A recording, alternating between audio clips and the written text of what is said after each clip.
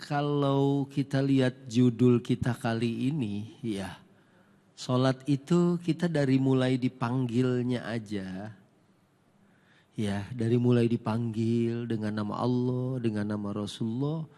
Terus kan waktu kita dipanggil sholat, setelah hayya ala sholat ada hayya alal falah.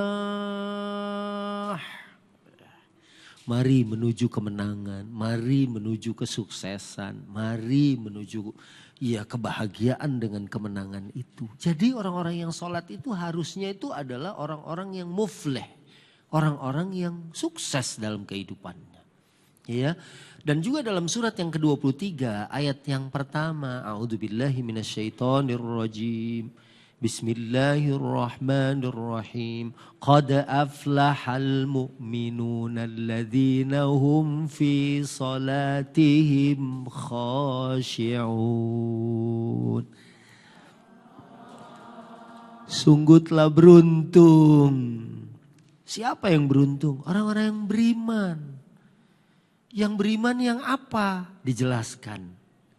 Yaitu orang-orang yang khusyuk dalam sholatnya. Jadi yang dinilai di sini adalah sholat yang berkualitas adalah sholat-sholat yang khusyuk. Bukan sholat orang munafik, bukan sholat orang lalai. Karena orang munafik juga sholat. Tapi orang munafik itu sholatnya nggak banyak mengingat Allah. Ya, la yadhkurunallaha illa qalila. Dia tidak mengingat Allah kecuali sedikit banget. Ya, jadi orang yang khusyuk diterjemahkan di dalam Al-Quran. Waktu Allah menginformasikan. Wa innaha lakabiratun. Salat itu berat. Illa alal khasyiin. Kecuali buat orang yang khusyuk. Siapa orang yang bisa khusyuk? Alladzina yadhunnuna annahum mulaqu rabbihim. Wa annahum ilaihi raji'un.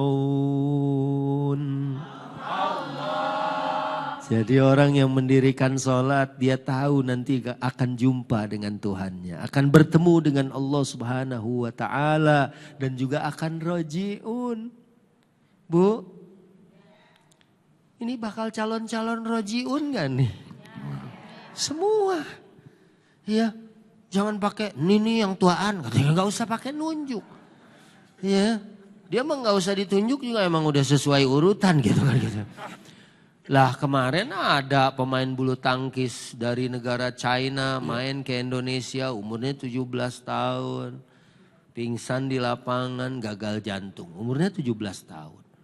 Ya gak pakai ditunjuk mah yang tua juga gak lama lagi gitu ya kan gitu. Ya, namanya juga tua gitu kan. Tapi kadang ada juga orang yang dia ulang tahun yang ke-93 ya masih panjang terus umurnya. Nah, dari sini kalau orang itu tahu bakal pulang menghadap Allah. Ibu bayangin deh, ini ntar Johor misalnya nih hari ini nih. Ini kan masih subuh ya Bu ya. Ntar Johor, ibu merasa bahwa itu sholat yang terakhir. Ibarat di depan pintu kita udah ada malaikat. Ya, yang nanya ibu siapa tadi?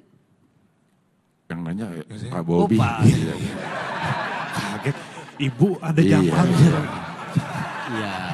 Nah, yang nanya Pak Bobi. Iya betul. Saya mau nyari ibu-ibu deh. Misalnya ibu namanya siapa? Ibu Sulastri. Iya. Ya. Misalnya nih, kalau Ibu Sulastri lagi sholat, terus malaikat udah nungguin, Bu Sulastri buruan, ayo. Gitu. Udah waktunya mati. Kira-kira gimana tuh sholat kita Bu? Itu pasti yang terbaik sholat kita. Karena kita sholat ini kayak orang, ya pas ajan, sholat lagi nih gitu kan gitu. Misalnya kan udah masuk lagi waktu, ya pasti gak akan berkualitas. Tapi kalau tahu ini yang mau kita persembahkan, ibu, ya misalnya nih saya diundang ke rumah seseorang. Orang itu merasa saya ini spesial. Itu di rumahnya dia siapin makanan Bu. Sendoknya dia jejerin, piringnya, mangkoknya. Semua dia siapin, cuman makanannya aja lupa. Gitu kan gitu. Ini sebenarnya dia gak ada persiapan kayaknya. Di kedagang perabot ya. Nah, jadi kalau orang itu tahu bakal ketemu Allah, bakal ditanya tentang sholatnya. Kan tadi pertanyaan Ustadz Bobby gitu, bahwa dia pertama ditanya hari kiamat. Sebelum semua ditanya, sholatnya dulu. Awwalu ma yuhasabu bihil abdu yaumal qiyamah. Pasti ala akmali wajihin. Dan salah satu cara husu itu ya dia memahami. Saking paham apa yang dia ucapkan. Sampai walaupun ada pedang yang terhunus di tubuh nempel. Dicabut dia gak berasa. Ya, kalau kita kadang-kadang nih lagi sholat. Terus kedengeran salamnya nih. Yang biasa nagih. Assalamualaikum. Ya, lu udah ingat cicilan kedua tiga ya kata gitu.